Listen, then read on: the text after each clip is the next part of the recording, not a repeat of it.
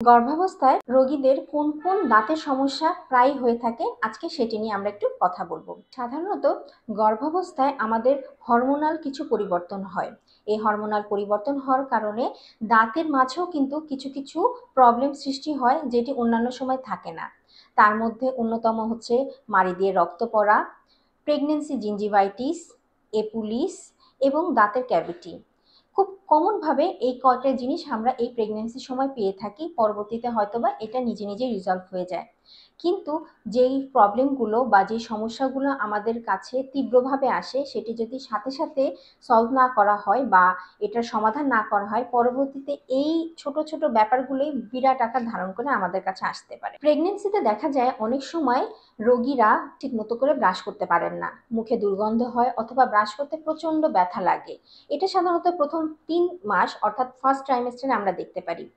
এই ধরনের কেস ক্ষেত্রে যেটা হয়, আমাদের পরবর্তীতে দাঁতে ময়লা জমে, ক্যালকুলাস জমে দাঁতে জিঞ্জিভাইটিস ডেভেলপ করে এবং এটা আমাদের মাড়ির হেলথের জন্য খুবই খারাপ। প্রেগনেন্সিতে আমরা প্রায়ই অনেক সময় দেখি যে পেশেন্টদের কিন্তু অ্যাসিডিটির সমস্যা হচ্ছে। সেক্ষেত্রে রিফ্লাক্স জাতীয় যে অ্যাসিডিটিগুলো আছে, এগুলো যদি হয় সেক্ষেত্রে অ্যাসিড রিফ্লাক্স করে আমাদের মুখ পর্যন্ত চলে আসতে পারে।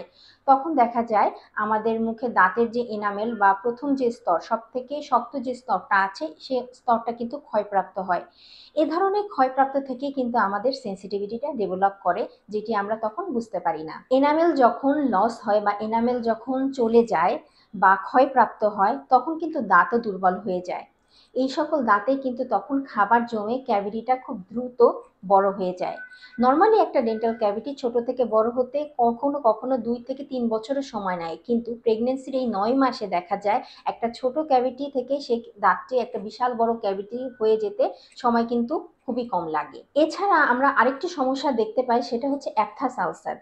এই প্রেগনেন্সিতে যেহেতু আমাদের হরমোনাল চেঞ্জ হয়ে থাকে, এজন্য আমাদের ঠোঁটের গোড়ায়, ঠোঁটের ভিতরে, গালের মধ্যে অনেক ধরনের অ্যাপথাস আলসার হয়ে থাকে।